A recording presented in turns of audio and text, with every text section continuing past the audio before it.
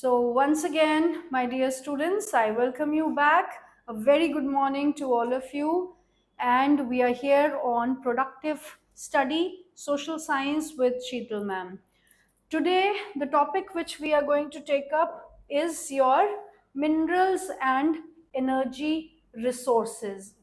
Again, the same thing, that very important chapter, of course, because you have a lot of values to carry from this chapter as well. Minerals and energy resources sort out करेंगे, इनको classify करेंगे, कौन सी belts कहाँ पर है India की reference में, किस बेल्ट की कितनी इंपॉर्टेंस है, और उसके बाद again the same topic we will be discussing how to conserve these resources. दोनों पॉइंट ऑफ व्यू से देखेंगे, minerals as well as energy resources. Minerals जो हम सदियों से इस्तेमाल करते आ रहे हैं, एनर्जी रिसोर्सेज भी हम सदियों से इस्तेमाल करते आ रहे हैं, लेकिन न्यू ऑल्टरनेटिव फॉर्म्स में हम एनर्जी रिसोर्सेज को जानेंगे कि वो किस तरीके से आने वाले टाइम के लिए बहुत ज़्यादा इम्पॉर्टेंट हैं. So let's get started. The first topic that you have is that define minerals. You have to define minerals, that what are minerals exactly and where are they found, कहाँ मिलते हैं, किसको minerals कहा जाता है. तो बहुत ही सिंपल लैंग्वेज में आप देखिएगा कि 7th क्लास से वैसे तो आप पढ़ते आ रहे हैं मिनरल्स के बारे में, राइट. आपका जो अर्थ क्रस्ट है, that is reservoir of, that is potential of different types of resources. So आपके मिनरल्स जो हैं वो भी हमें आपके अर्थ क्रस्ट में से ही मिलते हैं. Right from crust to the core, your earth surface and interior is full of different kinds of minerals. Clear. तो जाहिर सी बात है कि क्योंकि हम कोर तक नहीं पहुंच पा रहे, तो देखें मिनरल्स कोर से हमारे तक किस तरीके से पहुंचते हैं, right. So to define 1 mark में, minerals are the substances which are naturally formed in the earth. clear. कैसे फॉर्म होते हैं, कहाँ मिलते हैं, ये हम बाद में चैप्टर्स में पढ़ेंगे, चैप्टर में अभी पढ़ेंगे. But what you need to know right now is कि इसको डिफाइन कैसे करना है. Minerals are the substances which are naturally formed in the earth. The term energy resources, अगर हम एनर्जी रिसोर्सेज की बात करें, क्योंकि मिनरल्स एंड एनर्जी रिसोर्सेज है ना चैप्टर, तो energy resources refers to any material that can be used as a base or source of energy, as a basis or source of energy. कोई भी ऐसी चीज जिससे आप एनर्जी गेन कर रहे हो, जिससे आपकी जो आपके मीडियम है आपका काम करने के लिए, जैसे मशीन्स हैं, आपके व्हीकल्स हैं, वो मूवमेंट में आ जाते हैं, जिनको यूज करने की वजह से उन्हें हम एनर्जी रिसोर्सेज कहते हैं. Clear. I hope this definition is clear here. You can see different types of minerals which can be extracting from the earth surface. Earth से हम डिफरेंट टाइप्स ऑफ मिनरल्स जो है इस तरीके से निकाल सकते हैं. क्या ऐसे ही होते हैं मिनरल्स या कुछ और भी होते हैं, वो भी हम आगे जानेंगे. तो यहाँ पर सिर्फ डेफिनेशन के साथ हमारा कंसर्न है. What are minerals as defined by geologist. आप देखिए, बुक का ही आपका सब्जेक्ट मैटर है पूरा का पूरा, एनसीईआरटी बेस्ड. तो हमारी बुक में जो आपकी 10th क्लास टेक्स्ट बुक दी हुई है ज्योग्राफी की, उसमें मिनरल्स को हमने 2 पॉइंट ऑफ व्यू से समझा है. एक है ज्योग्राफर्स के पॉइंट ऑफ व्यू से और एक है जियोलॉजिस्ट के पॉइंट ऑफ व्यू से. जियोलॉजिस्ट जो रॉक स्ट्रक्चर्स को पढ़ते हैं, किस तरीके से कोई चट्टान बनती है, उन्हें हम जियोलॉजिस्ट कहते हैं. तो जियोलॉजिस्ट के पॉइंट ऑफ व्यू से मिनरल्स क्या होते हैं? homogeneous naturally occurring substance with a definable internal structure. Homogeneous है, नेचुरली अकर करते हैं, और इनका अगर आप स्ट्रक्चर स्टडी करोगे, जैसे जियोलॉजिस्ट इनके स्ट्रक्चर को स्टडी करते हैं ना, कैसे क्रिस्टल्स बने हुए हैं, कितना कॉम्पैक्ट है क्रिस्टल्स या कितने लूजली पैक्ड है, तो ये सब कुछ जियोलॉजिस्ट का पॉइंट ऑफ व्यू है. Layman's won't understand, common people don't understand all these things, right. तो जियोलॉजिस्ट के पॉइंट ऑफ व्यू से होमोजीनियस, एक जैसे अपने आप अकर करने वाले कुछ इस तरीके के पदार्थ जो कि डिफाइनेबल इंटरनल स्ट्रक्चर, अगर आप उनका स्ट्रक्चर देखोगे तो आप उसको प्रॉपर तरीके से डिफाइन कर सकते हो कि ये स्ट्रक्चर किन कंडीशन में बनेगा, अगर पत्थर यहाँ बन रहा है तो कैसा बनेगा, अगर पत्थर डीप बन रहा है तो वो कैसा बनेगा. Then minerals are found in varied forms in nature, ranging from the hardest diamond to the softest talc. आपको पता होगा 1 मार्क क्वेश्चन भी आता है कि सबसे हार्डेस्ट और सबसे सॉफ्टेस्ट जो है वो मिनरल कौन सा है, तो diamond is the hardest one, and talc जो आप पाउडर, हम face powders and all use करते हैं ना, तो टैल्कम पाउडर जो बनता है वो भी एक मिनरल ही है, एक तरह का चट्टान होती है, पत्थर होता है जो बहुत सॉफ्ट होता है. तो hardest diamond to the softest minerals जो है, अबंडेंट ऑफ फॉर्म्स, पता नहीं कितने तरीके के मिनरल्स जो है आपके अर्थ सरफेस से एक्सट्रैक्ट हम कर सकते हैं. Minerals are derived from rocks which are combination of homogeneous substances called minerals. अब आप देखिए कि मिनरल्स रॉक्स से मिलते हैं, लेकिन रॉक्स भी इन मिनरल से ही बनती है. क्लियर? अब एक साइकिल मैनर में सब कुछ चल रहा है ना, कि जब एक कॉम्पैक्ट फॉर्म में हम इन्हें देखेंगे तो ये हमें रॉक की तरह नजर आएगा, लेकिन जब उसी रॉक की डिसइंटीग्रेशन हो जाती है और वो फॉर्मेशन अलग हो जाती है उसकी, तो हम उसको मिनरल्स की फॉर्म में देखते हैं. कि जब वो कॉम्पैक्ट है, एक बड़ा पत्थर है, एक बड़ी चट्टान है, तो हम उसे रॉक कहते हैं. रॉक में उस वक्त भी वही मिनरल्स हैं, वही कैरेक्टरिस्टिक्स है, जब वो डिसइंटीग्रेटेड फॉर्म में हो जाता है तब भी उसमें वही मिनरल्स है और वही कैरेक्टरिस्टिक्स है. आप उस वक्त जब डिसइंटीग्रेटेड फॉर्म में आ जाता है तब हम उससे मिनरल्स को एक्सट्रैक्ट कर लेते हैं, उससे बाहर निकाल लेते हैं वो चीजें जो हमारे लिए जरूरी है, क्योंकि हम उन्हें मिनरल्स कहते हैं. There are over 2000 minerals which have been identified, only few abundantly found in most of the rocks. More than 2000 types of minerals जिनको हम पहचानते हैं, और ना जाने ऐसे कितने मिनरल्स होंगे जिनके बारे में हम कुछ जानते ही नहीं है. Then a particular mineral that will be formed from a certain combination of elements that depends upon physical and chemical conditions under which the material are formed. This in turn results in wider range of color, hardness, crystal form, luster, density that a particular mineral possesses. Geologists use these properties to classify minerals, right? अब एक mineral कहाँ बन रहा है, किन conditions में बन रहा है, वो डिटरमिन करेगा कि वो मिनरल के कैरेक्टरिस्टिक्स कैसे होंगे. वो हार्ड रॉक होगी, सॉफ्ट मिनरल होगा, या फिर कितनी गहराई में बन रहा है, उसके ऊपर डिपेंड करेगा कि उसका कार्बन कंटेंट कम है या ज्यादा है. जैसे आप डिफरेंट वैरायटीज ऑफ कोल के बारे में जानते हो ना, तो आपका मिनरल कहाँ पर बन रहा है, आपकी अर्थ सरफेस की मतलब बहुत ज़्यादा गहराई में नहीं बन रहा तो वो कंपैरेटिवली सॉफ्ट होगा. अगर बहुत ज़्यादा गहराई में बन रहा है, डेप्थ में बन रहा है, तो वो कंपैरेटिवली हार्डर होगा. दूसरा डिटर्मिनेशन है कि कौन सी रॉक फॉर्मेशन में वो बन रहा है, सेडिमेंट्री में बन रहा है, मेटामॉर्फिक में बन रहा है, या फिर इग्नियस रॉक में बन रहा है. तो ये सारी चीज़ें डिटर्मिन करती है कि आपके मिनरल्स जो हैं वो फिजिकल और केमिकल उनका कॉम्पोजिशन क्या रहेगा. और आप देखिए कि मिनरल्स को हम आइडेंटिफाई कर सकते हैं डिफरेंट बेसिस पे, जैसे कि उसका कलर कैसा है, उसका शेप कैसी है, उसकी शाइन कैसी है, उसका लस्टर कैसा है, और इन सारे बेसिस पे हम मिनरल्स को एक दूसरी मिनरल से डिस्टिंग्विश करते हैं, अलग करते हैं, समझते हैं. Is it clear? So geologist को जो है वो मिनरल की फॉर्मेशन, कि वो चट्टान किस तरीके से बन रही है, उसमें इंटरेस्ट है, और उनके बेसिस पे वो मिनरल्स को आइडेंटिफाई करते हैं. आई होप यहाँ तक आपको क्लियर हो गया है. अभी हमने मिनरल्स को समझा है जियोलॉजिस्ट के पॉइंट ऑफ व्यू से. अभी नेक्स्ट आप देखेंगे कि जोग्राफर्स के पॉइंट ऑफ व्यू से मिनरल्स क्यों इंपॉर्टेंट है. क्लियर? हम इवन वी आर जोग्राफर्स, हम जोग्राफी पढ़ रहे हैं ना, तो हम भी जोग्राफर हैं. हम जब मिनरल्स को देखेंगे तो हमें मिनरल्स को कंट्री की इकोनॉमिक डेवलपमेंट के पॉइंट ऑफ व्यू से देखना है. आप देखिए मिनरल्स हमारे लिए इसलिए इम्पॉर्टेंट है क्योंकि आपने पहले चैप्टर में पढ़ा था ना कि रिजर्व्स जो हैं, सारे रिजर्व्स आपके लिए रिसोर्स नहीं होते.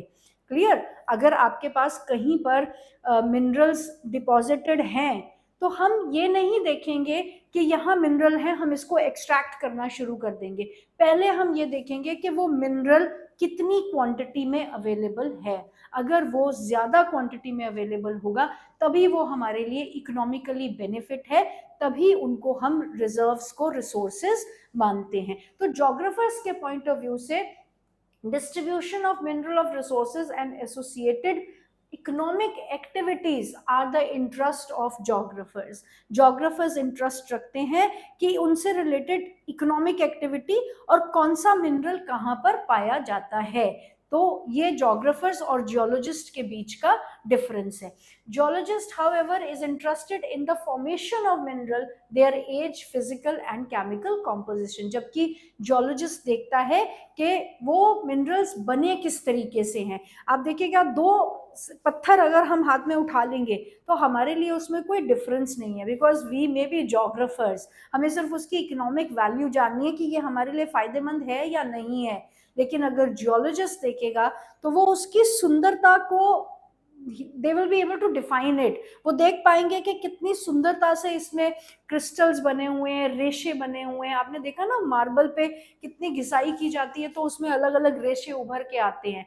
तो वो किस वजह से बनते हैं? क्योंकि मार्बल आप देखिए बहुत हार्ड जो है वो रॉक चट्टान होती है. क्यों? क्योंकि वो बहुत ज्यादा डेप्थ में बनती है. क्लियर? तो जियोलॉजिस्ट का कंसर्न है कि ये पर्टिकुलर रॉक या मिनरल किस तरह से बनी है, और ज्योग्राफर्स का कंसर्न है कि ये पर्टिकुलर रॉक मिनरल हमारे लिए इकोनॉमिकली किस तरीके से बेनिफिशियल है और कंट्री के किस पार्ट में ये पाई जाती है. सो दो डेफिनेशंस आपको यहाँ पे दो पॉइंट ऑफ व्यू से हमने समझा है, ज्योग्राफर्स पॉइंट ऑफ व्यू और geologist point of view. Right. अब हमारा जो नेक्स्ट टॉपिक है, आपकी जो फर्स्ट टॉपिक हमने किए हैं वो 3 मार्क्स में आपका क्वेश्चन आता है, एक्सप्लेन इंपॉर्टेंस ऑफ मिनरल्स और definition of minerals from geologist and geographers point of view. Next है हमारा importance of minerals. Now you can clearly see these two pictures over here. आप अपने घर में किस तरीके से अलग अलग कामों में मिनरल्स का इस्तेमाल कर रहे हो. आप यहाँ से अपने घर से जब हम बाहर मूव करते हैं तो this is the scenario outside. ये आपकी बाहर की दुनिया है. Now can you believe that each and everything जो यहाँ पर दिखाई जा रही है इस पिक्चर में, हर चीज को बनाने में किसी ना किसी फॉर्म ऑफ मिनरल का इस्तेमाल किया गया है, आइदर मेटालिक फॉर्म या फिर नॉन मेटालिक फॉर्म, या फिर फेरस मिनरल्स हैं या नॉन फेरस मिनरल्स हैं. Is it clear? यहाँ तक कि ये जो ट्रेन चल भी रही है ये भी एक एनर्जी रिसोर्स पे ही चल रही है जो आपके मिनरल का ही पार्ट है. तो आप देख सकते हो कि किस तरीके से मिनरल्स जो है वो इनडिस्पेंसेबल पार्ट है ह्यूमन लाइफ का. हमारी जिंदगी का एक इनसेपरेबल हिस्सा है minerals. Even we constitute it in our body. हम अपने खाना भी आप जो खाते हो वो किस लिए खाते हो? कभी कभी रिपोर्ट्स आती है ना कि इस मिनरल की डेफिशिएंसी है, इस न्यूट्रिशन की डेफिशिएंसी है, तो हम अपने खाने में से भी मिनरल्स ही ले रहे हैं अपनी बॉडी की ग्रोथ के लिए. तो मिनरल्स जो हैं वो इनडिस्पेंसेबल पार्ट है हमारी लाइफ का.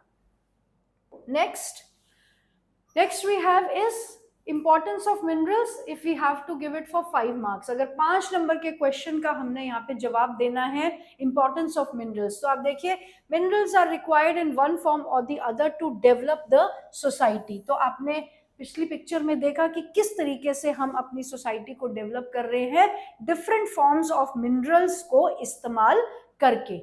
In our entire day schedule, we are making use of mineral in several form. पूरा दिन में हम पता नहीं कितने तरीके से मिनरल्स को कहीं ना कहीं इस्तेमाल कर रहे हैं. Even the chair, the table you are sitting right now, कहीं भी आप बैठे हो वो भी किसी ना किसी तरीके के मिनरल से ही बने हुए हैं. आपके घर में लगा आयरन, स्टील, प्लास्टिक, आपकी वॉल्स पे लगे पेंट्स, आपके सीमेंट्स या आपकी जो पूरी कंस्ट्रक्शन है बिल्डिंग की वो भी किसी ना किसी तरीके के मिनरल से ही हुई है.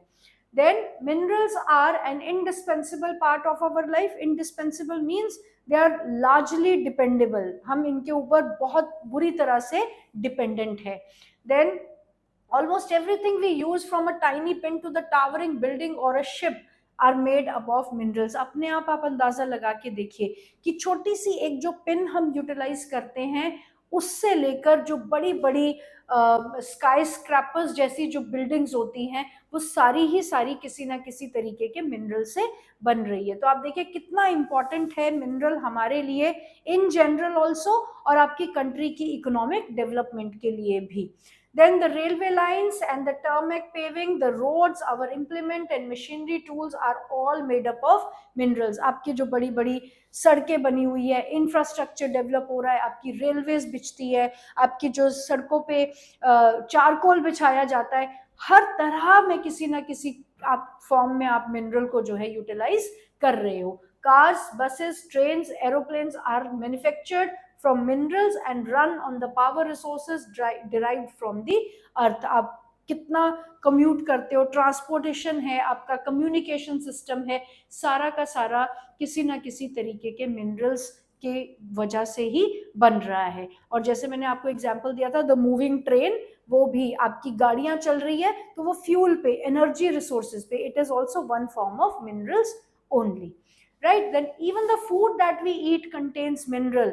In all the stages of development, human beings have used minerals for their livelihood, decoration, festivities, religious and ceremonial rites. तो यहाँ तक कि जो हम खाना भी खा रहे हैं वो भी हम किसी पर्पस से खा रहे हैं, उससे भी हमने कुछ ना कुछ मिनरल्स जो हमारी ग्रोथ के लिए, हमारी बॉडी सस्टेनेंस के लिए जरूरी है, हम वो डिराइव कर रहे हैं। Clear? So importance of minerals 5 marks के पॉइंट ऑफ व्यू से ये क्वेश्चन।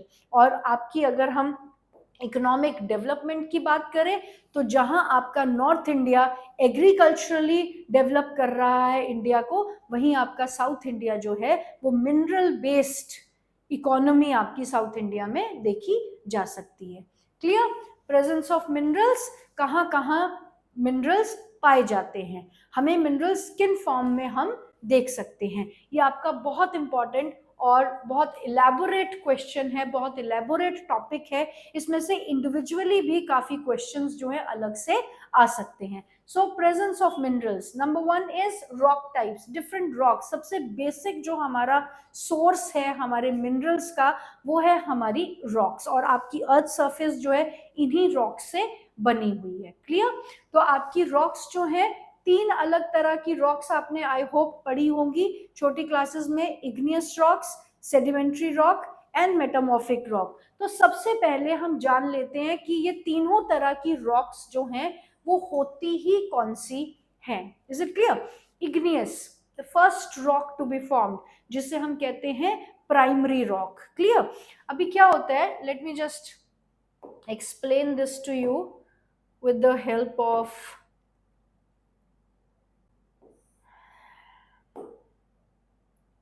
राइट। इग्नियस रॉक्स जो है आपकी, उसे प्राइमरी रॉक कहा जाता है। तो इग्नियस वर्ड जो है that has been derived from the Latin word which means fire, right. तो फायर कहाँ से आ रही है? फायर जाहिर सी बात है आसमान से तो नहीं आ रही, तो हमारे पास जो फायर का सोर्स है वो है हमारा अर्थ का कोर, राइट। आपके जो अर्थ का इंटीरियर है that is full of magma. Is it clear?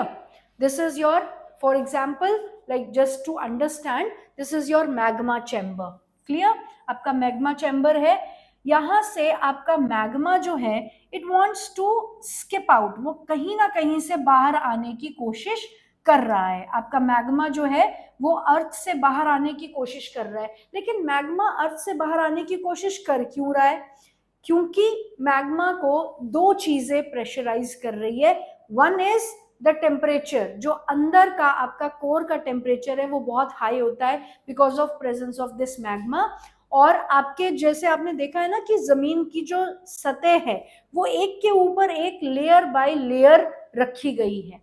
Clear? Arranged है लेयर ऑन द लेयर, तो वो अल्टीमेटली बहुत ज्यादा प्रेशर क्रिएट कर रहा है चारों तरफ से, और ये temperature and pressure, both this is not letting this magma to stay inside. आपने देखा है प्रेशर कुकर कैसे अल्टीमेटली, अगर प्रेशर कुकर में स्टीम के लिए निकलने के लिए स्पेस ना हो तो वो बर्स्ट हो जाए। क्लियर?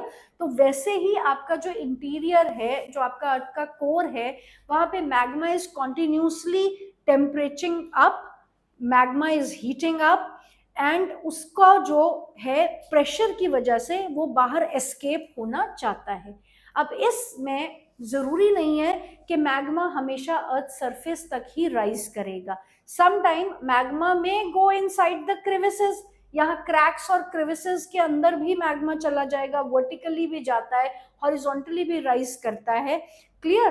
तो आपके ये जो चट्टानों के बीच में जो गैप्स है उसमें भी कई बार मैग्मा जो है वो फिल हो जाता है, और कुछ मैग्मा जो है वो अर्थ सरफेस तक पहुंच पाता है और वो यहाँ से ब्लास्ट आउट होके बाहर आ जाता है। Is it clear?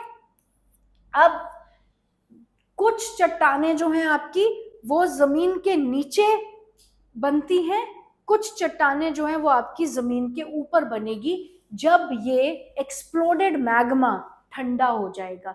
जो अंदर ठंडा हो रहा है और जो बाहर ठंडा हो रहा है उससे डिफरेंट टाइप्स ऑफ रॉक्स बनती है। जो अंदर ठंडा हो रहा है, क्योंकि अंदर का टेम्परेचर कंपैरेटिवली ज्यादा है, तो ये मैग्मा ठंडा होने में ज्यादा टाइम लगाएगा, इसलिए आप देखोगे ये आपको बेटर तरीके से फॉर्म्ड मिलेगा। इसके जो जॉइंट्स है, क्रैक्स है, वो आपस में बहुत अच्छे तरीके से और कॉम्पैक्टेड मैग्मा ये मिलेगा, जबकि बाहर वाला जो मैग्मा है वो आपको जल्दी ठंडा हो जाने के कारण उसके क्रैक्स और जो उसके जॉइंट्स है वो बहुत ज्यादा कॉम्पैक्ट और बहुत अच्छे से वेल अरेंज नहीं होंगे। Is it clear? तो अब ये जो मैग्मा ऊपर आया है, अर्थ सरफेस के ऊपर आया है और उससे ठंडा होने पर इससे जो चट्टान बनी है, हम इसे कहते हैं igneous rock. This is your igneous rock, जिसको कि प्राइमरी रॉक भी कहा जाता है। अब आपको समझ में आया इसे प्राइमरी रॉक क्यों कहा जा रहा है? क्योंकि ये रॉक सबसे पहले बनी है। क्लियर? अब ये जो रॉक बन गई है इसके ऊपर एजेंट्स ऑफ डेन्यूडेशन काम करते हैं, जैसे आपका रनिंग वाटर है, विंड है, ग्लेशियर्स है, सी वेव्स है, या फिर ह्यूमन एक्टिविटीज है। तो एजेंट्स ऑफ डेन्यूडेशन जब इसके ऊपर काम करेंगे तो इसके ऊपर जो है वेदरिंग अकर करेगी। राइट? वेदरिंग क्या होता है? वेदरिंग विल अकर, और वेदरिंग होता है जब बड़ी चट्टानें जो छोटे छोटे पीसेस में टूट जाती है, breaking down of bigger boulders into smaller ones is known as weathering. Is it clear? अब जब वेदरिंग अकर करेंगी तो इसके छोटे छोटे चट्टानें जो हैं कहीं कहीं जाएगी, बहकर पानी के साथ, हवा के साथ कहीं ना कहीं जा रही है, वो ट्रांसपोर्ट हो रही है, डिपॉजिट हो रही है किसी नई जगह पे। अब सपोज करो यहाँ से वेदर होके इग्नियस रॉक जो है इसके साथ रनिंग वाटर और हवा के साथ यहाँ पर आके डिपॉजिट हो गई है, तो ये लेयर बाय लेयर जो है सेडिमेंट्स डिपॉजिट होते जाएंगे। सेडिमेंट्स क्या होते हैं? जिनको कैरी अवे कर रहे हैं टूटे हुए चट्टान के टुकड़े, जिनको पानी, हवा, सी वेव्स, ग्लेशियर्स अपने साथ कैरी करके ले जाते हैं। तो कहीं ना कहीं तो छोड़ेंगे ना उनको, तो जहां छोड़ेंगे वहां पर ऐसे एक के ऊपर एक, एक के ऊपर एक, एक के ऊपर एक सेडिमेंट्स की लेयर जो है वो डिपॉजिट होती चली जाती है। यहाँ पे बन रही है आपकी second type of rock which is known as sedimentary rock. This is your sedimentary rock. Is it clear? पहले बनी igneous rock, igneous rock की weathering हुई तो बना sedimentary rock. अब आपकी थर्ड फॉर्म ऑफ रॉक है मेटामॉर्फिक रॉक। मेटामॉर्फिक रॉक क्या होता है? सेडिमेंट्री रॉक भी बन गई, इग्नियस रॉक भी बन गई। क्लियर? अब इन दोनों के ऊपर जब टेम्परेचर और प्रेशर काम करेगा तो इनमें एक प्रोसेस अकर करता है जिसे हम कहते हैं मेटामॉर्फिज्म। क्लियर? मेटामॉर्फिज्म का मतलब होता है कि change, formation of new rock from the present rock. जो रॉक बन चुकी है, जैसे इग्नियस और सेडिमेंट्री रॉक बन चुकी है, तो टेम्परेचर और प्रेशर इनके ऊपर जब काम करेगा, मेटामॉर्फिज्म के प्रोसेस से जो एक नई चट्टान बनकर आएगी, रॉक बनकर आएगी, उसे हम कहते हैं metamorphic rock.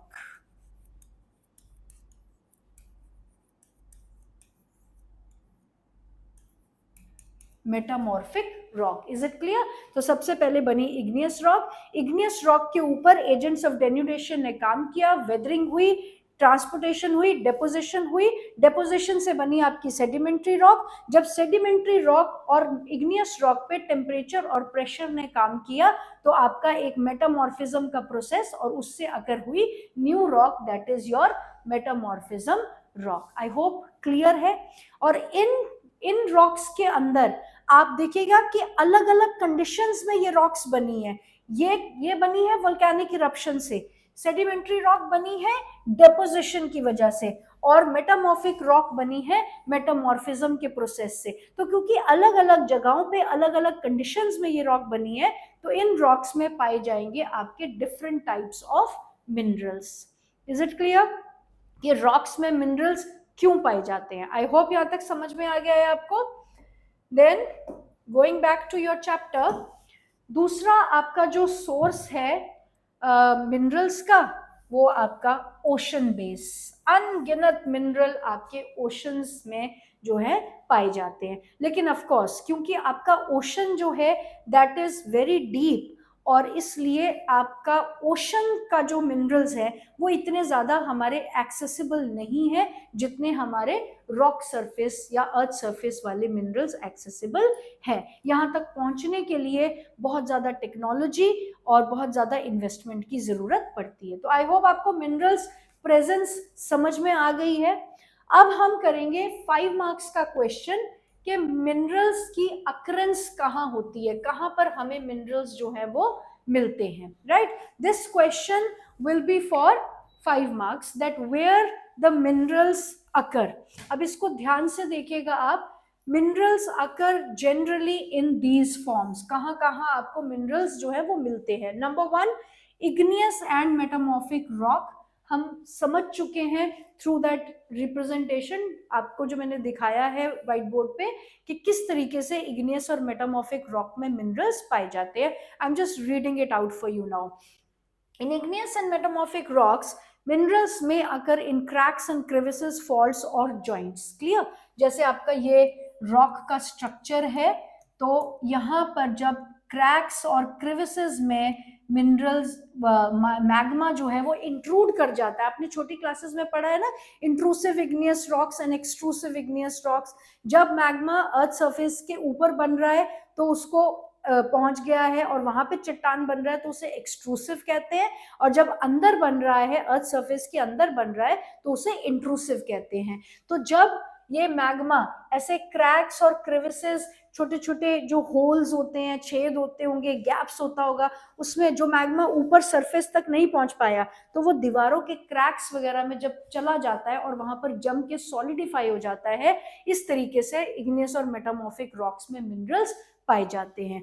Then the smaller occurrence are called veins and the larger ones are known as lodes। 1 mark का क्वेश्चन है ये आपका कि वेन्स और लोड्स क्या होता है। जब वही मैग्मा जो इंट्रूसिव इग्नियस रॉक्स बन गया है, लेकिन जब वो स्मॉलर अकरेंस है, छोटे छोटे मैग्मा जो है क्रैक्स में जमा हुआ है, उसे हम वेन्स कहते हैं, और जब बड़ा मैग्मा जो है क्रैक्स के अंदर पाया जाता है उसे हम लोड्स कहते हैं। अब अगर ज्योग्राफी फर्दर आप लोगे एज अ सब्जेक्ट तो आपको इसमें और भी नई चीजें सीखने को मिलेगी। लेकोलिथ्स, बेथोलिथ्स, पैथोलिथ्स, सिल्स एंड डाइक्स, ये भी अलग अलग मैग्मा की इंट्रूसिव रॉक्स की फॉर्मेशन ही होती है। क्लियर? तो वेन्स एंड लोड्स 1 मार्क का question. In most cases, they are formed when mineral in liquid, molten and gaseous forms are forced upward through the cavities towards the earth's surface. They cool and solidify as they rise. Major metallic minerals like tin, copper, zinc and lead etc. are obtained from veins and lodes। Another 1 mark question कि veins और load में कौन से minerals पाए जाते हैं। तो I hope ये आपको समझ में आ गया। This is just the theory जो मैंने आपको प्रेजेंटेशन से शो किया था, वो बेटर तरीके से समझ आ जाना चाहिए। सिंपल सी बात है कि मोल्टन मैग्मा अंडर टेम्परेचर और प्रेशर की वजह से एस्केप आउट करना चाहता है। कुछ मैग्मा जो है वो ऊपर तक पहुंच जाता है, कुछ मैग्मा नहीं पहुंच पाता, तो वो साइड में गैप्स वगैरह में एडजस्ट हो जाता है, और जो मैग्मा सरफेस पे आ जाता है वो एक्सप्लोजन के साथ ऊपर आता है, और जब वो लावा ठंडा होता है तो चट्टान बनती है जिसे हम कहते हैं igneous rock.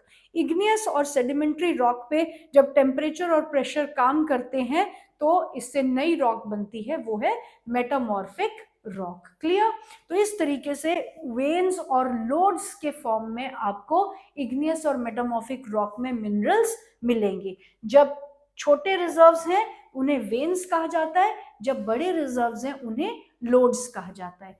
In sedimentary rock a number of minerals occur in beds and layers. They have been formed as a result of deposition, accumulation and concentration in horizontal strata. Sedimentary rock, मैंने बताया ना आपको कि sediments जब igneous rock बन गई उसके ऊपर वेदरिंग अकर कर रही है, वो इरोजन हो रही है, एंड वो जितना भी वेदर्ड मटेरियल है इट इज बीइंग ट्रांसपोर्टेड। उनको कौन ट्रांसपोर्ट कर रहा है? उसको बारिश ट्रांसपोर्ट कर रही है, running water transport, river water transport कर रहा है, हवाएं ट्रांसपोर्ट कर रही है, सी वेव्स ट्रांसपोर्ट कर रही है, ग्लेशियर्स ट्रांसपोर्ट कर रहे हैं। डिपेंड करता है कि कौन से एरिया में वेदरिंग अकर कर रही है। अगर समुद्र का किनारा है तो वहां पे सी वेव्स काम कर रही हैं, अगर हायर माउंटेनियस रीजन्स है तो वहां पे ग्लेशियर्स काम कर रहे हैं। तो वो सेडिमेंट्स को अपने साथ ले जाते हैं, ट्रांसपोर्ट कर रहे हैं, लेकिन ट्रांसपोर्टेशन के बाद जब सेडिमेंट्स को उठाने की कैपेसिटी खत्म हो जाएगी तो वो एक जगह पे डिपॉजिट कर देंगे। ऐसे ही लेयर बाय लेयर जब डिपॉजिट होती है तो beds of the layer by layer deposit हो रही है, तो आपकी इस डिपोजिशन, एक्यूमुलेशन और कंसंट्रेशन जो है हॉरिजॉन्टल स्ट्रेटा, इस तरीके से एक के ऊपर एक लेयर जो है वो बनती चली जा रही है, और ओवर द टाइम ये कॉम्पैक्ट हो जाती है, और इस लेयर के अंदर आपको अलग अलग तरह के मिनरल्स जो है वो देखने को मिलेंगे, वो पाए जाते हैं। Is it clear? जैसे कि आपका कोल, some forms of iron ore have been concentrated as a result of long period under great heat and pressure. Another group of sedimentary minerals include gypsum, potash, salt, sodium salt. These are formed as a result of evaporation, especially in the arid region. Clear? कुछ जो minerals आपको sedimentary rock में मिलेंगे वो है coal, iron, उसके अलावा आपके मिनरल्स हैं जिप्सम, पोटाश, सॉल्ट, सोडियम, और कुछ मिनरल्स यहाँ पे इवेपोरेशन की वजह से भी पाए जाते हैं। जैसे कि आपने एरिड एरिया में पढ़ा था ना, सॉइल में जब हम सॉइल्स कर रहे थे, तो एरिड सॉइल में जो है because of human moisture content कम रहता है, तो वहां पे इवेपोरेशन की वजह से पीछे जो बच जाते हैं वो सॉल्ट्स होते हैं, वो मिनरल्स होते हैं। क्लियर? इग्नियस रॉक समझ में आ गया कैसे उसमें मिनरल आते हैं, सेडिमेंट्री रॉक समझ में आ गया, और मेटामॉर्फिक रॉक समझ में आ गया।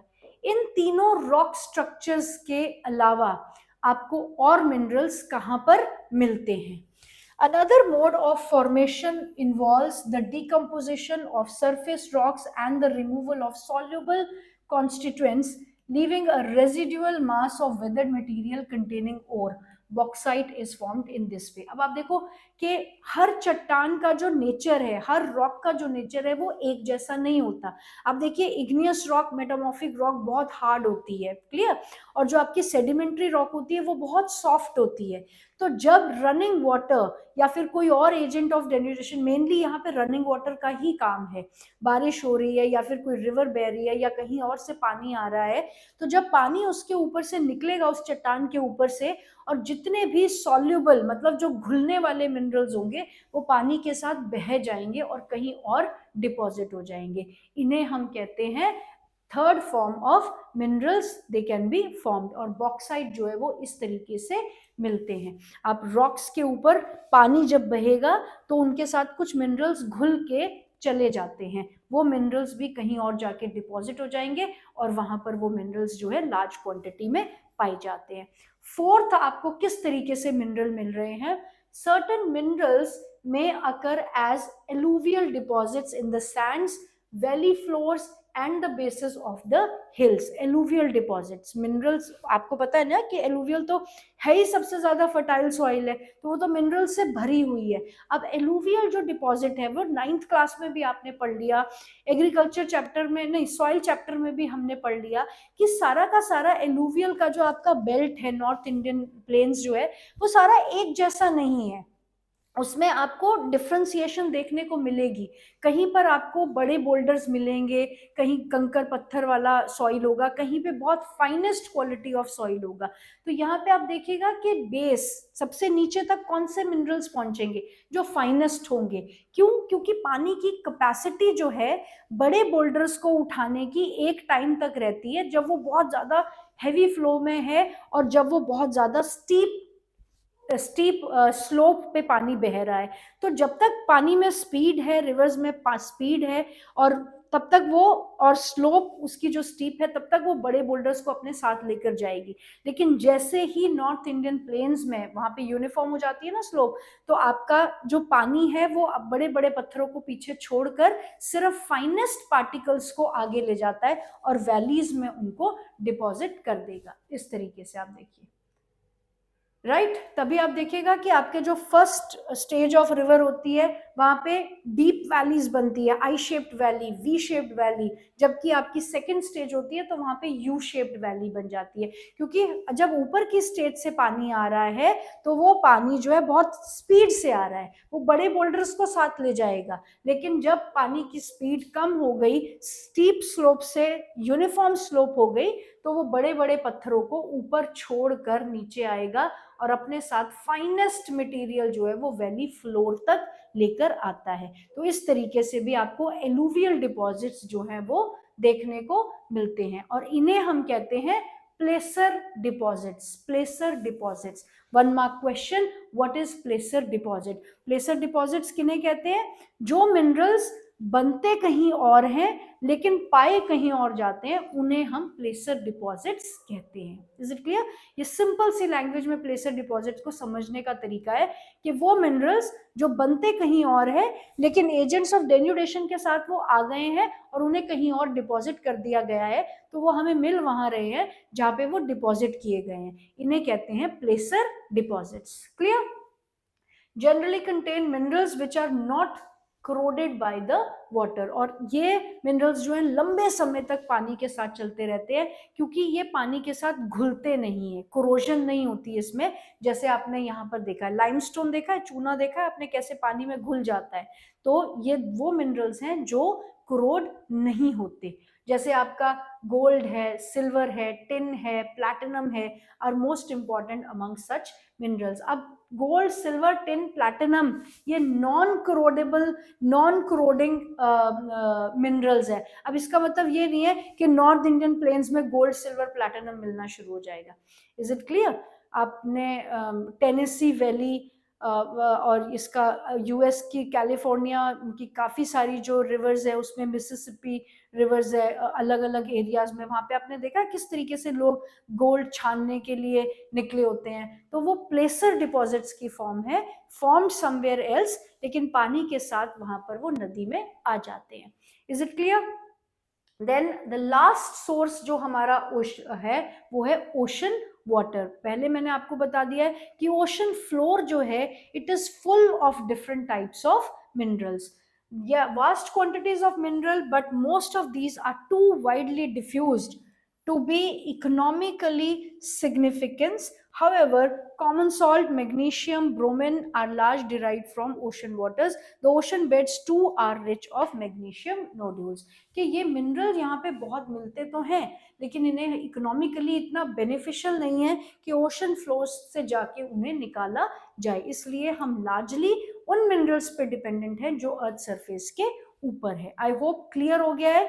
5 मार्क्स के क्वेश्चन में या फिर इंडिविजुअली भी पूछा जा सकता है, सिर्फ रॉक्स के बारे में या फिर प्लेसर डिपॉजिट्स के बारे में 3 मार्क्स में आ जाएगा, 2 मार्क्स में आ जाएगा, और कंबाइंड क्वेश्चन 5 मार्क्स में आएगा, where does mineral occurs or what are the different sources of occurrence of minerals. तो आपका sedimentary rock and पहले igneous and metamorphic rock, then sedimentary rock, then alluvial deposits, placer deposits जिन्हें हम कहते हैं, फिर आपके जो soluble minerals होते हैं पानी के साथ घुल के चले जाते हैं, या फिर आपका ओशन फ्लोर। 5 आपके सोर्सेज हैं मिनरल्स को डिराइव करने के। क्लियर?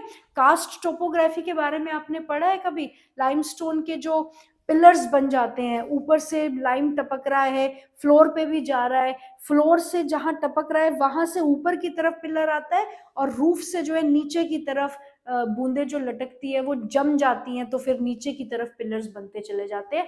इसे लाइमस्टोन टोपोग्राफी या फिर कास्ट टोपोग्राफी भी कहा जाता है। इस तरीके के पिलर्स जो हैं आपने देखे होंगे लाइमस्टोन से बनते हैं, तो इसे कास्ट टोपोग्राफी कहते हैं, क्योंकि लाइमस्टोन जो है वो पानी के साथ बह जाता है और जब कहीं से गिरता है तो बूंद जो है वो ऐसे टपकी रहती है और उसमें जो लाइम होता है वो सूख के पिलर्स की फॉर्म बढ़ता चला जाता है।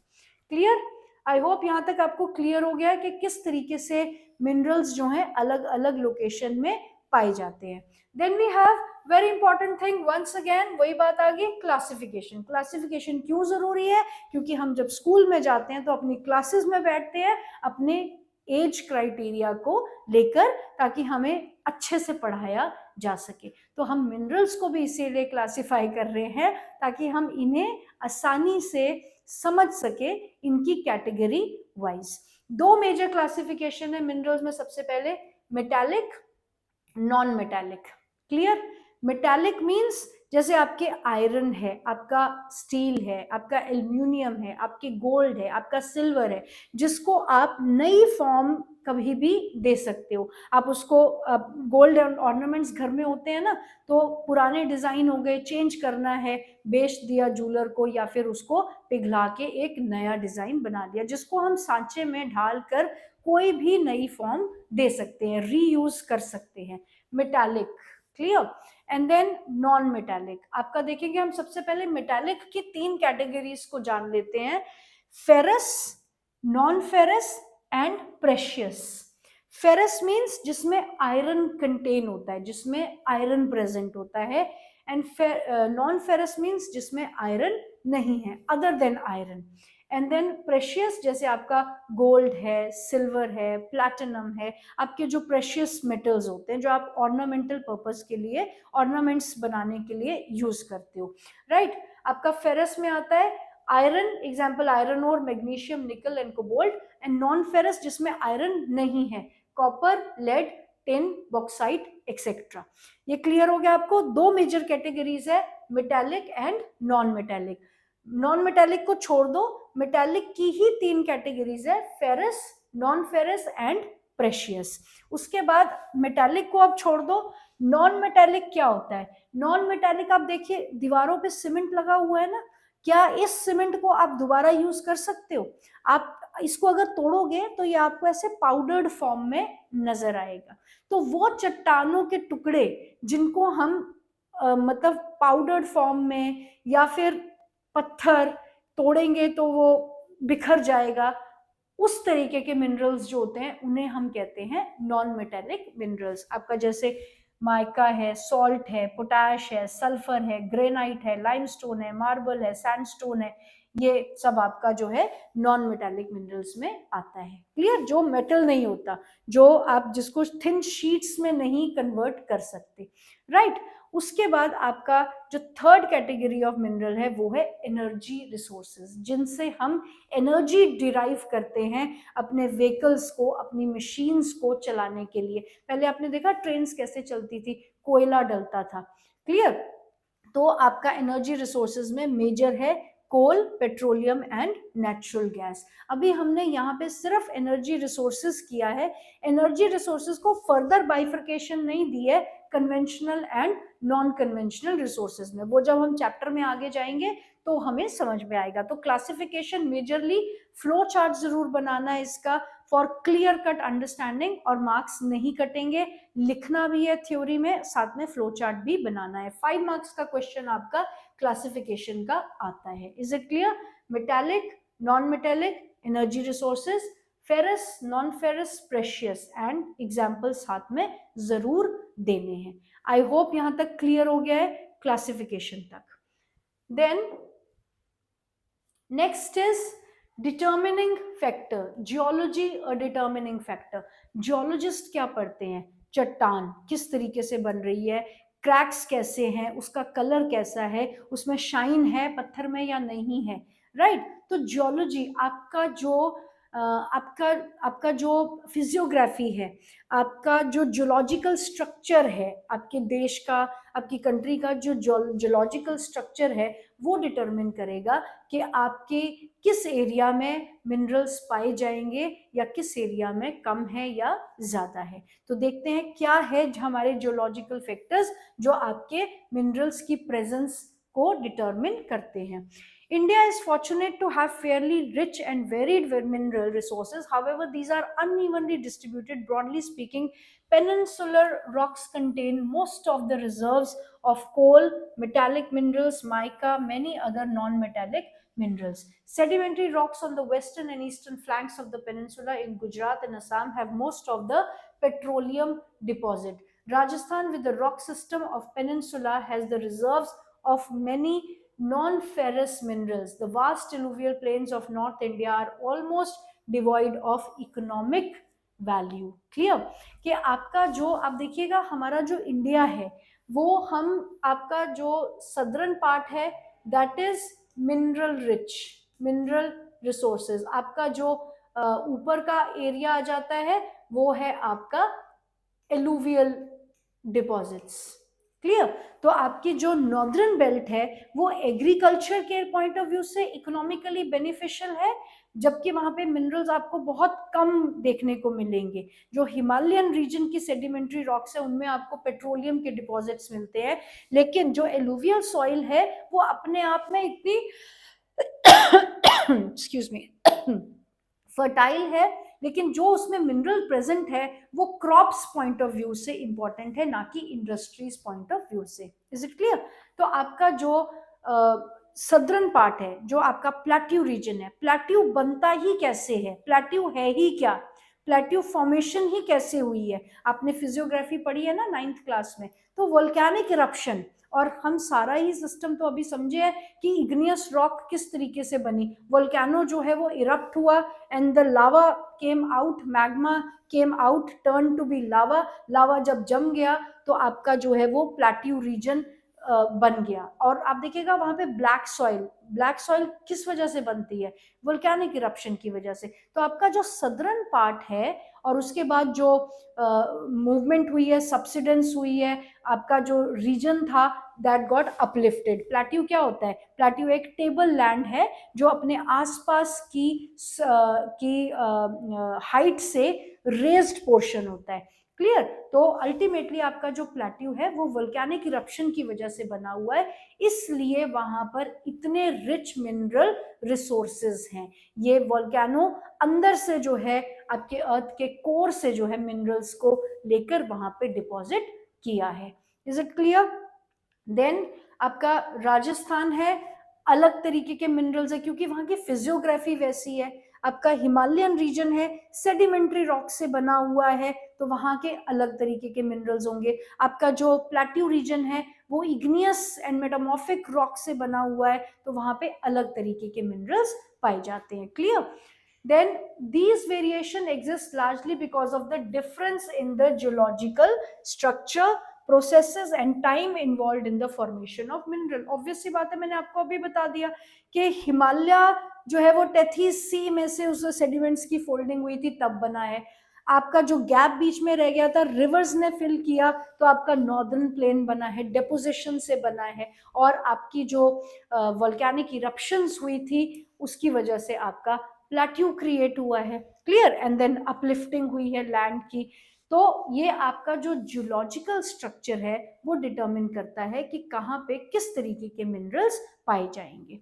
Always remember that the concentration of minerals in ore, the ACE of extraction, concentration of minerals in ore, ACE of extraction, and closeness to the market play an important role in affecting the economic viability of the reserves, कि कितना reserve है, कितना mineral present है। Mineral है लेकिन वो बहुत कम है, तो वो इकोनॉमिकली इम्पॉर्टेंट नहीं होगा क्योंकि उसको उसमें ज़्यादा इन्वेस्टमेंट लग जाएगी उसको निकालने में, बजाय कि उससे प्रॉफिटेबिलिटी जो है वो हमेशा कम रहेगी। तो जो रिसोर्सेज है आपके वो एक अच्छी क्वांटिटी में होना ज़रूरी है, तभी वो माइन रिसोर्स बन पाएगी। Is it clear? और कितनी आसानी से उसे निकाला जा सकता है। अब एग्जाम्पल हमने पढ़ा ना कि ओशन फ्लोर में तो पता नहीं कितने मिनरल्स हैं, लेकिन वहां तक पहुंचेगा कौन, वहां तक कौन सी टेक्नोलॉजी हमें वहां तक लेकर जाएगी? आपका जो अर्थ का कोर है वो तो मिनरल्स ही मिनरल्स से भरा हुआ है, क्लियर? तो लेकिन condition doesn't permit to reach there. So these are the factors. Thus, to meet the demand and choice has to be made between number of possible options. When this is done, a mineral deposit or a reserve turns into a mine. आपकी mine जो है, आपका mineral के जो deposits हैं वो mine बन जाती है, वो खदान बन जाती है। पहले मैंने शायद ऑपोजिट बोल दिया था, सो सॉरी फॉर दैट। सो आपका जो मिनरल डिपॉजिट है वो आपकी खदान बन जाएगी अगर वहां पर अच्छी क्वांटिटी में मिनरल्स प्रेजेंट है और उनको निकालना जो है आसान है। और फर्स्ट चैप्टर पे जाओ, आपके पास उनको निकालने के लिए अवेलेबल टेक्नोलॉजी भी है। Is it clear? तो तब आपके डिपॉजिट्स जो हैं आपके लिए माइंस कन्वर्ट हो जाएंगे। The mineral content of the ore must be in sufficient concentration to make, okay, this we have done, it is being repeated here I think, all right. Then next is, now we are, जब हमें समझ में आ गया अभी ये सब कुछ हमने क्या किया, एक बार क्विकली देख लेते हैं इसको। सबसे पहले हमने मिनरल्स को डिफाइन किया है, फिर हमने मिनरल्स की इंपॉर्टेंस को समझा है, फिर हमने मिनरल्स किस तरीके से बनते हैं रॉक्स की रेफरेंस में, ओशंस की रेफरेंस में, कहाँ कहाँ मिनरल्स पाए जाते हैं, और उसके बाद हमने मिनरल्स को क्लासिफाई किया, ferrous, non ferrous, precious, and then आपके energy resources, metallic and non metallic, major bifurcation थी पहले। अब हम इंडिविजुअली एक एक को लेना शुरू करेंगे। सारे मिनरल्स कवर अप करना पॉसिबल नहीं है if it is said that 200 different varieties of minerals is formed. Is it clear? तो फेरस मिनरल्स की अगर हम बात करें, ferrous minerals account for about 3/4 of the total value production of the minerals. They provide a strong base for the development of metalgery industry. Ferrous minerals का मतलब है जिसमें आयरन कंटेंट होता है। मेटलग्री इंडस्ट्री मींस जो मेटल्स के ऊपर dependent है, जो मेटल बेस्ड है, जैसे आपका आयरन है, आपका स्टील है, आपका एल्यूमिनियम है, आपका कॉपर है, not copper I think, okay, yes, clear? So इनको कहते हैं आपकी मेटलग्री इंडस्ट्रीज का बेस। हमने इसका नेक्स्ट चैप्टर भी पढ़ेंगे, उसमें भी हम देखेंगे कि आयरन आपकी इकोनॉमी की बैकबोन कहलाता है, clear? Then they provide substantial quantities of ferrous minerals after meeting the internal demand. India exports substantial quantities of ferrous after meeting the internal demand के हमारे पास अच्छी खासी सप्लाई है फेरस मेटल्स की, हम अपनी ज़रूरतों को पूरा करने के बाद उन्हें एक्सपोर्ट भी करते हैं, clear? Iron ore is the basic mineral and backbone of industrial development. Iron ore, क्योंकि सब कुछ आप देखो कितनी मशीनरीज बन रही है या कितना इंफ्रास्ट्रक्चर का काम हो रहा है, वो सब कुछ आयरन ओर से ही तो हो रहा है, आयरन के ऊपर ही तो डिपेंडेंट है। अगेन वही एग्जांपल, फ्रॉम अ नीडल, अ छोटी नीडल टू अ बड़ा शिप, हम सब आयरन से ही तो बनाते हैं, clear? Then India is endowed with fairly abundant resources of iron ore.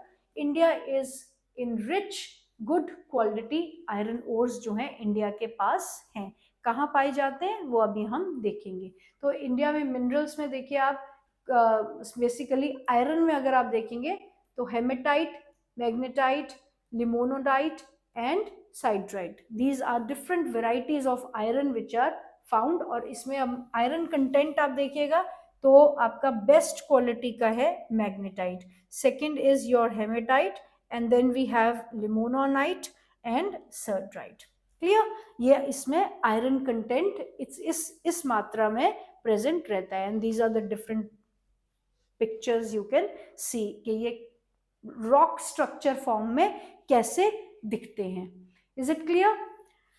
Next we have characteristics of your magnetite. Magnetite is the finest iron ore. ये characteristics 3 marks या फिर 5 मार्क्स के पॉइंट ऑफ व्यू से, either 3 और 5 marks. Finest iron ore magnetite है। very high content of iron up to 70%. Did we do that in the previous slide? Magnetite, yes, up to 72%. Correct it here, it is 72% as per the previous slide. Then it has excellent magnetic qualities, right? Especially valuable in electrical industries. अब क्योंकि magnetic properties उसकी अच्छी है तो वो ज्यादा जो है important है इलेक्ट्रिकल इंडस्ट्री के पॉइंट ऑफ व्यू से. सेकेंड है आपका हेमेटाइट. और मोस्ट इंपॉर्टेंट, और is the most important industrial iron. That means हम बेस्ट क्वालिटी और मैक्सिमम आयरन कंटेंट वाला इंडस्ट्रियल पर्पस के लिए नहीं यूज करते हैं. हम सेकंड बेस्ट आयरन ओर जो है वो इंडस्ट्रियल पर्पस के लिए यूज करते हैं, but has slightly lower iron content than magnetite. Okay. In 2018-19, almost entire production of iron ore, that is 97%, occurred from Odisha, Chhattisgarh, Karnataka and Jharkhand. The remaining production of 3% from other states of India. तो Jharkhand, Chhattisgarh, Karnataka and Orissa, आपकी 97% iron ore की production जो है यहीं से होती है. तो जस्टिफाई हो जाती है ना बात कि आपका साउथ इंडिया इंडस्ट्रियली इतना डेवलप्ड क्यों है, क्योंकि रॉ मटेरियल ही यहाँ पर है तो इंडस्ट्रीज भी तो यहीं पर जाएगी ना. क्लियर. नेक्स्ट आप देखेंगे इन बेल्ट्स को हम एक बार डिटेल में देख लेते हैं क्योंकि आपके examination map point of view से भी ये इंपॉर्टेंट है. आपकी Orissa and Jharkhand belt, right. Second is your Durg and Bastar, Chandrapur. Then Maharashtra and Goa belt, and then this is your Bellary, Chitradurga, Chikmagalur, Tumakuru belt. Is it clear. ये आपका मैप बेस्ड क्वेश्चन आता ही आता है, लेकिन मैप्स हम इंडिविजुअली बाद में करेंगे, राइट. नेक्स्ट आपका रहेगा स्टेट्स, जहां पे स्टेट वाइज जो आपकी ये बुक में ही दिया हुआ है तो you can take it from there and PPT is also available to you.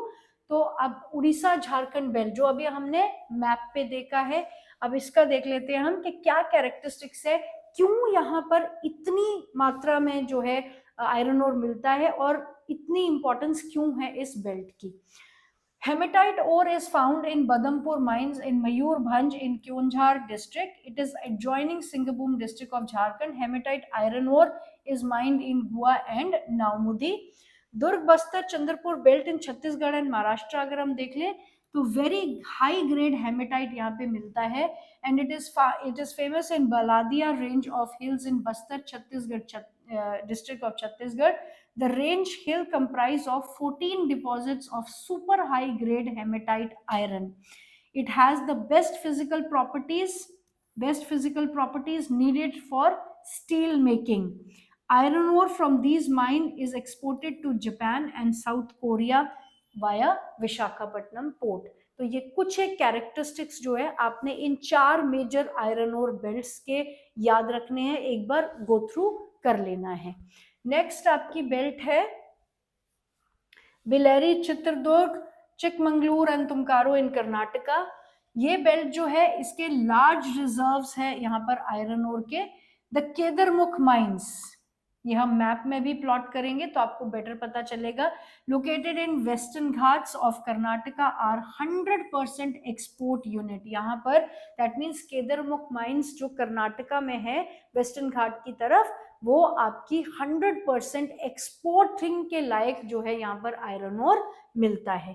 केदरमुख deposits are known to be one of the largest in the world. The ore is transported as slurry through the pipeline to the port near Mangalore. जो यहाँ पर ओर मिलता है, जो कर्नाटका में केदरमुख mines में जो ओर मिलता है, एक तो बेस्ट फाइनेस्ट यहाँ पर आयरन ओर की क्वालिटी है और उसको जो ट्रांसपोर्ट किया जाता है वो पाइपलाइंस के थ्रू. स्लरी मीन्स बहुत ही गाढ़ा सा एक लिक्विड होता है, उस फॉर्म में इसको ट्रांसपोर्ट किया जाता है एक जगह से दूसरी जगह, मैंगलोर पोर्ट के लिए. Then Maharashtra and Goa belt. This includes the state of Goa, Ratnagiri district of Maharashtra. Though the ores are not very high quality, yet they are efficiently exploited. Iron ore is exported through Marmagua port. तो बहुत ज़्यादा अच्छी quality का नहीं है लेकिन abundantly available है, तो एक्सपोर्ट पर्पज से महाराष्ट्र गोवा बेल्ट का आयरन ओर भी एक्सट्रैक्ट किया जाता है। ये आपकी मेजर 4 बेल्ट्स हैं आयरन ओर से रिलेटेड जो हमने यहाँ पे डिटेल में किया है। देन नेक्स्ट आप देखेंगे आयरन ओर के बाद मैंगनीज के बारे में। Manganese is mainly used for manufacturing of steel and ferro manganese alloy.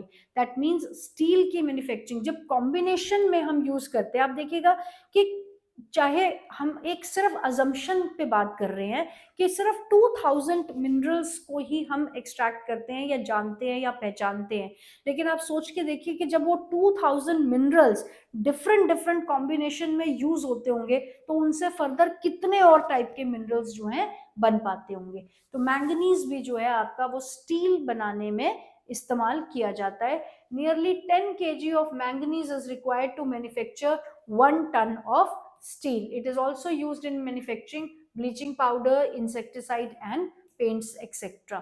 Manganese की अगर हम प्रोडक्शन देख लें स्टेट वाइज तो आप देखिएगा 33% मध्य प्रदेश सबसे ज्यादा है, उसके बाद आपका महाराष्ट्र है 27%, then we have Odisha 16%, Karnataka 12, Andhra Pradesh 10 and others छोटी मोटी स्टेट्स इधर उधर।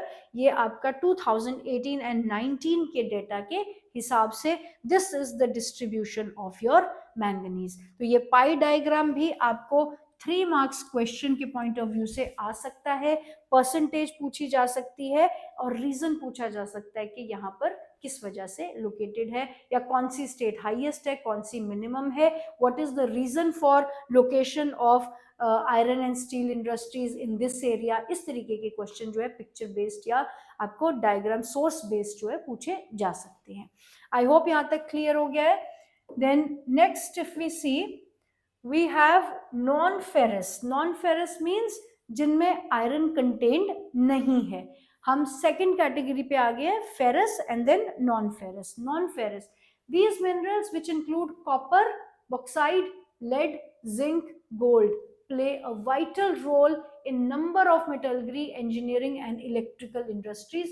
Let us study the distribution of copper and bauxite. हम सिर्फ कॉपर और बॉक्साइट को ही डील करेंगे और यहाँ पर आप देखिएगा metal industry, copper, engineering industry, bauxite, then आपका sorry not bauxite, copper and lead for your metallurgy and engineering industry. Electronic में आपका कॉपर वायर बहुत इंपॉर्टेंट रोल प्ले करता है क्योंकि ये इलेक्ट्रिकली काफी एफिशिएंट रहता है।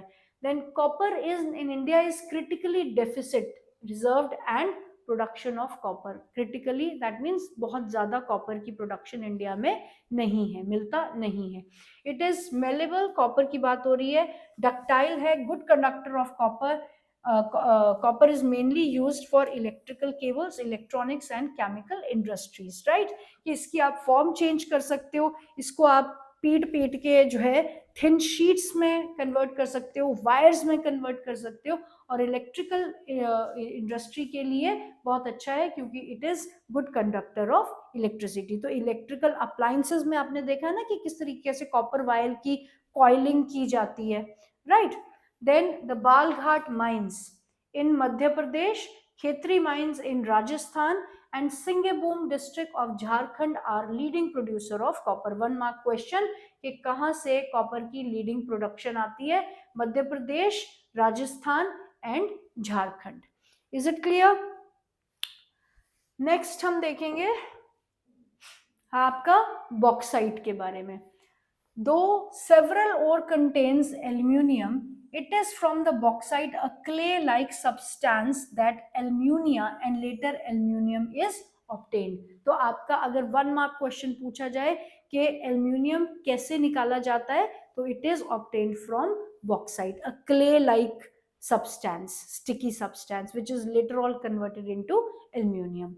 Bauxite deposits are formed by decomposition of wide variety of rocks which are rich in aluminium silicate. आप करते हो ना सियाल एंड सीमा, मैग्नीशियम रिच होगा तो वो सीमा हो जाएगा और एल्यूमिनियम रिच होगा तो वो सियाल होता है। तो डिफरेंट टाइप्स ऑफ रॉक्स में जब डिकम्पोजिशन का प्रोसेस होता है, आप देखिएगा जितने भी मेटल्स बन रहे हैं ना मेनली वो सारे डिकम्पोजिशन की वजह से ही बन रहे हैं, लेकिन डिपेंडिंग अपॉन द लोकेशन कि ये डिकम्पोजिशन हो कहाँ रही है, जितनी गहराई में हो रही है तो एक न्यू टाइप ऑफ मिनरल्स जो है, हार्ड फॉर्म ऑफ मिनरल्स जो है वहां पर बनेगा।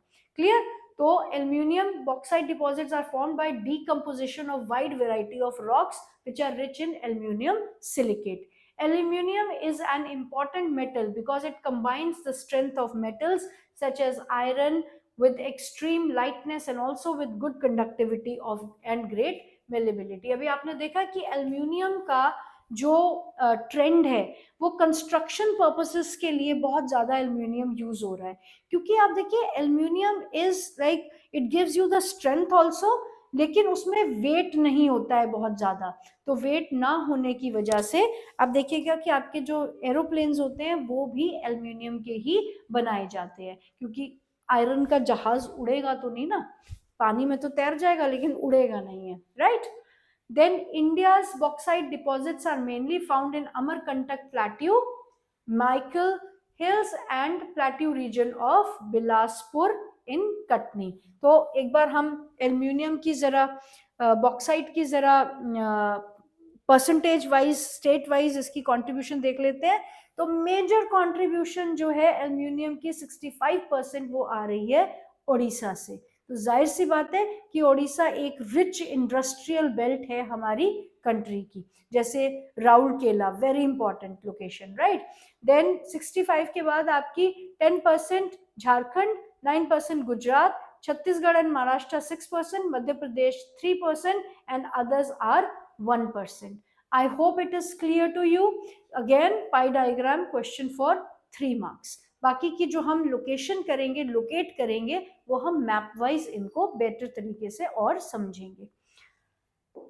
Then next we have non metallic minerals. अभी हमने किया फेरस और non ferrous, that means iron content and non iron based. अब हम आ रहे हैं सेकंड कैटेगरी, जो मेजर कैटेगरी है metallic and non metallic. Non metallic जो ऐसे पाउडर फॉर्म में आपको मिलेंगे बेसिकली, जैसे आपका सीमेंट होता है, आपका चौक होता है, आपकी टीचर्स यूज करते हैं ना क्लास में, चौक होता है, तो आपने देखा कैसे डस्ट निकलती रहती है उससे, तो वो पाउडर्ड फॉर्म में जो मेटल्स रहेंगे वो आपके नॉन मेटालिक कहलाते हैं। It is produced in large quantity in India. India produces about 90% of the world's mica and contributes for 60% of international trade. What a good number! 90% mica India का जो है, सॉरी इंडिया में जो है mica world trade में जितना आता है 90% वो इंडिया में ही प्रोड्यूस होता है, जिसमें से 60% जो है उसे इंटरनेशनल ट्रेडिंग के लिए, दैट इज एक्सपोर्टिंग के लिए यूज किया जाता है। It can withstand high temperature because it is bad conductor of electricity, it is not a good conductor, तो हाई टेम्परेचर को रेजिस्ट कर सकती है। It can easily B split into very thin sheets, thin sheets में इनको जो है बनाया जा सकता है और आगे फर्दर काटा जा सकता है, माइका शीट्स होती है। It is highly demanded in electrical industries, mica की थिन शीट्स होती है, and it is mainly found in the states of Rajasthan, Andhra Pradesh, Madhya Pradesh and Karnataka. In states में जो है ये पाया जाता है। तो जरूरी नहीं है कि हर मिनरल आपको पाउडर फॉर्म में मिलेगा, नॉन मेटालिक मिनरल, तो इसको भी थिन शीट्स में कन्वर्ट किया जा सकता है, राइट? देन नेक्स्ट इज, ये आपका माइका जो है इसकी शक्ल कुछ इस तरीके की होती है, तो you can see that how beautiful it is looking here also, right? So you can imagine कि थिन शीट्स किस तरीके से इसकी जो है वो कन्वर्ट की जाती है, राइट? ये ऑलरेडी शीट्स में ही अरेंज लग रहा है। Okay, then we have limestone, जिसे हम कॉमन लैंग्वेज में चूना कहते हैं, right? It is found in association with the rocks composed of calcium carbonates and calcium and magnesium, calcium and magnesium, क्योंकि आप देखिएगा कैल्शियम कार्बोनेट या ये मैग्नीशियम जो है लाइमस्टोन इन ऑल, ये बहुत ज़्यादा सॉल्युबल होता है, पानी के साथ जो है ये बहुत ज़्यादा मिल के घुल के निकल जाता है चट्टान के ऊपर से। And then it is found in sedimentary rock, most of the geological formation. Limestone is basic raw material for cement industry and essential for smelting iron ore in the blast furnace. जो furnace होता है ना, blast furnace, जिसमें लोहे को पिघलाया जाता है और भट्टी जिसे कहते हैं, तो उसमें भी लाइमस्टोन का जो है इस्तेमाल किया जाता है। और मेनली ये आपको सेडिमेंट्री रॉक्स में आप इसको पाते हैं। And limestone is a basic raw material for cement and smelting, and then it is found in association with rock composed of calcium and calcium carbonate and magnesium। ये सारा जो मैंने मार्क किया ये आपका 1 मार्क का क्वेश्चन रहता है। क्लियर है यहाँ तक? नेक्स्ट आप देखेंगे इसकी परसेंटेज हम देख लेते हैं फिर से। सबसे बड़ा परसेंटेज जो है इसका राजस्थान से आ रहा है 22%, Andhra Pradesh 13%, Madhya Pradesh 13%, Chhattisgarh 11%, Karnataka 10%, Telangana 7%, Gujarat 6%, Tamil Nadu 5%, Maharashtra 4% and others different states ये आपका 9% कंट्रीब्यूट कर रहा है। आई होप यहाँ तक क्लियर हो रहा है। Mainly there is nothing to be explained in it largely, क्योंकि डेटा बेस्ड है, स्टेट्स के नाम आपने याद रखने हैं, बीच में स्पेसिफिकेशन सिर्फ इनकी कैरेक्टरिस्टिक्स के बेसिस पर आ रही है। क्लियर? उसके बाद बहुत इंपॉर्टेंट टॉपिक है आपका 3 मार्क्स या फिर 5 मार्क्स का क्वेश्चन जो है यहाँ से आपको आता ही आता है, हैजर्ड्स ऑफ माइनिंग। आप देखो हमने पहले भी पढ़ा था कि माइनिंग जो है it renders land also useless, कि आप किस तरीके से, हमने जब लैंड डिग्रेडेशन के बारे में पढ़ा था तो हमने देखा था ना कि कैसे जो है माइनिंग की वजह से लैंड जो है वो खराब हो जाती है। लेकिन वो तो एक पार्ट है कि लैंड के ऊपर क्या असर हो रहा है। आप ये देखिएगा कि माइनिंग के बहुत बड़े बड़े हैजर्ड्स हो सकते हैं, क्योंकि माइनर्स जो हैं, जो सारा दिन माइंस में काम करते रहते हैं, उनको अलग अलग तरह की रेस्पिरेटरी डिजीजेस हो जाती है। और माइनर्स जो है बड़े रिस्की कंडीशंस में भी काम करते हैं, अंडरग्राउंड उन्हें जाना पड़ता है, टनल्स के अंदर काम करते हैं, कोल्स एक्सट्रैक्ट करने के लिए। आप देखोगे कैसे गुफाओं के अंदर, टनल्स के अंदर वो जाते हैं, और कभी कभी एक्सट्रैक्शन जब एक लार्ज स्केल तक हो जाती है तो ये जियोलॉजिकल स्ट्रक्चर आपका वीक हो जाता है, तो कोलैप्स भी हो जाता है। या फिर आपके जो माइंस के अंदर का जो गैशियस कॉम्पोजिशन है, जो गैसेस वहां पे भरी हुई है, अगर वो एटमॉस्फेयर के साथ कांटेक्ट में आ जाती है तो वहां पे ब्लास्टिंग भी हो जाती है। तो माइनर्स जो हैं बहुत ज्यादा हैजर्डस, मतलब रिस्की कंडीशंस में काम करते हैं। उसके बाद माइनिंग जो है, एक्सट्रैक्शन के प्रोसेस से डस्ट है, फ्यूम्स हैं, ये सारा का सारा, एक तो वैसे ही सांस में जो है नाक में अंदर जाएगा तो आपको प्रॉब्लम क्रिएट करेगा ही करेगा। उसके बाद उसके अलावा जब ये जमीन पर सेटल हो जाता है तब भी ये पानी के साथ परकुलेट होके अंडरग्राउंड वाटर लेवल तक पहुंचता है और पानी को भी कंटेमिनेट करता है। क्लियर? तो यहाँ पे 5 मार्क्स का क्वेश्चन आपका आता है। इसमें हम देख लेते हैं, dust and noxious fumes inhaled by the minerals make them vulnerable to the pulmonary diseases. आपकी रेस्पिरेशन से रिलेटेड, सांस से रिलेटेड जो है डिजीजेस उनमें अक्सर देखी जा सकती है, क्योंकि वो कोई 1-2 घंटे वहां काम करने नहीं जा रहे, वो थ्रू आउट देयर लाइफ जो है 24-24 घंटे, 12-12 घंटे जो है वो मतलब माइनिंग में ही रहेंगे या माइनिंग के आसपास वाले एरिया में ही रहेंगे। तो high risk of collapsing, collapse हो जाती है, माइंस की रूफ्स जो है वो गिर जाती है और काफी लोग अंदर कई बार फंसे रह जाते हैं, मर भी सकते हैं वहां पे। Inundation, fire and coal mines are constant threat to the miners. मैंने कहा अंदर जो है कई बार आग भी लग जाती है, कभी किसी की नेग्लिजेंस से भी आग लग जाती है।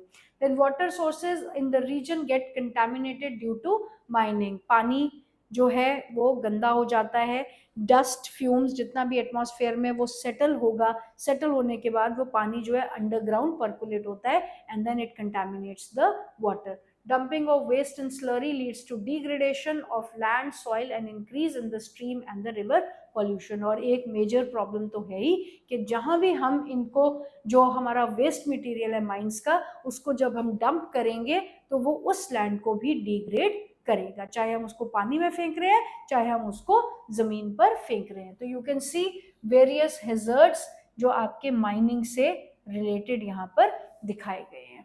क्लियर? आप देखिए कितना डस्ट है, ये देखिए किस तरीके के स्मोक, फ्यूम्स और ये जस्ट लुक एट दिस, यहाँ पे तो आसमान नज़र ही नहीं आता है क्लियरली। तो इस एनवायरनमेंट में इनको सारा टाइम रहना पड़ेगा, तो definitely their life it as risk and danger. And of course जो हमारा लास्ट टॉपिक हर बार रहता है, कंजर्वेशन ऑफ मिनरल्स। अब हमें मिनरल्स की कंजर्वेशन क्यों करनी है, हमें वही क्वेश्चन आ गया फिर से, तो कंजर्वेशन तो करनी पड़ेगी ना, बिकॉज जब हम इसे यूज कर रहे हैं तो सबसे पहला रीजन इसको कंजर्व करने का इसीलिए है क्योंकि हमारी पूरी इंडस्ट्री जो ग्रोथ है, जो आपकी इंडस्ट्रियल डेवलपमेंट है कंट्री की, वो इन मिनरल्स के ऊपर ही डिपेंड करती है। Second reason, these minerals are exhaustible, ये एग्जॉस्ट हो रहे हैं, धीरे धीरे डिप्लीट हो रहे हैं। The more we are consuming these minerals, they are forming at their own rate. इनका जो पेस है बनने का वो अपना है, नेचुरल है, ज्योग्राफिकल है, और हमारी इनको कंज्यूम करने का जो रेट है वो बहुत ज़्यादा तेज है। इसलिए मिनरल्स को जो है हमें डेवलप करना है। क्लियर, एक बार पॉइंट्स इसको क्लियरली देख लेते हैं। तो total volume of workable mineral deposits in an insignificant fraction that is 1% of the earth crust. Only 1% of the earth crust में मिनरल्स पाए जाते हैं, तो जाहिर सी बात है बहुत कम है मिनरल्स और कंजम्पशन रेट बहुत ज़्यादा है, इसलिए इन्हें कंजर्व करना ज़रूरी है। We are rapidly consuming mineral resources that required million of years to be created and concentrated again. वही बात आ गई कि हम तो कंज्यूम कर रहे हैं अपने हिसाब से, लेकिन ये बनेंगे अपने हिसाब से, तो इन्हें कंजर्व तो करना पड़ेगा। The geological process of mineral formation are so slow that the rates of replenishment are infinitely small in comparison to the present rate of consumption. हम जस्ट जिस हिसाब से यूज कर रहे हैं और जिस हिसाब से ये बन रहे हैं उसका कोई मैच है ही नहीं। Then mineral resources are there for finite and non renewable. कुछ मिनरल्स नॉन रिन्यूएबल हो जाएंगे। Why non renewable? First chapter में, क्योंकि we may not be there to see them forming again. कब तक बनेंगे? Million of years, and we are not going to live million of years, तो हमारे लिए तो ये नॉन रिन्यूएबल भी ही कहलाएंगे। The next, rich mineral deposits are our country's extremely valuable short lived position। ये मिनरल्स जो हैं, अब पेट्रोलियम है, कितना इंपॉर्टेंट मिनरल है, आपकी पूरी इकोनॉमी को घुमा रखा है इस पेट्रोलियम ने। सोचिए पेट्रोलियम खत्म हो जाएगा तो सब कुछ हॉल्ट पे आ जाएगा। क्लियर, इसलिए हम ऑल्टरनेटिव्स ढूंढने में लगे हुए हैं। Then continued extraction of ore leads to increasing cost as mineral extraction comes from the greater depth along with decrease in quality. A concentrated effort has to be made in order to use our mineral resources in a planned and sustainable manner. कि जहां मिल रहे हैं minerals वो ठीक है, लेकिन अगर आपको और मिनरल्स लेने हैं तो we will have to go deeper into the earth surface. ऐसे आपको ओशंस के बेस तक पहुंचना पड़ेगा और वो फिजिबल नहीं है, प्रैक्टिकली बहुत मुश्किल है। Clear? Improved technologies need to be constantly evolved to allow the use of low grade ores at low cost. Recycling of metals using scrap metals and other substitute are step in conserving our mineral resources for the future। कि आपके पास ऐसी technology का होना ज़रूरी है जहां आप minerals को रिसाइकलिंग बेसिस पे यूज कर सको। नॉन मेटेलिक नहीं, एटलीस्ट मेटेलिक मिनरल्स तो आप रीयूज कर ही सकते हो ना। अब आप देखो Japan is one such country जहां पे आयरन टोटली है ही नहीं। यहां तक कि आपका जो जंक यार्ड में पड़ा हुआ आयरन है, उस आयरन को जापान इंपोर्ट करवाता है अलग अलग कंट्री से, और उस आयरन को रिफाइन करके वो अपनी आयरन ओर की जो इंडस्ट्रीज है उसमें वो यूटिलाइज करता है। तो it is all about your will power कि आपने किस तरीके से अपने रिसोर्सेज को यूज करना है। So 5 marks question and these are the relevant point जो आप मिनरल्स की कंजर्वेशन के पॉइंट ऑफ व्यू से दोगे। आई होप यहाँ तक आपको क्लियर हो गया है chapter. And then energy resources we will continue in the second part of the video. Till then, bye and take care. Be safe. God bless you all.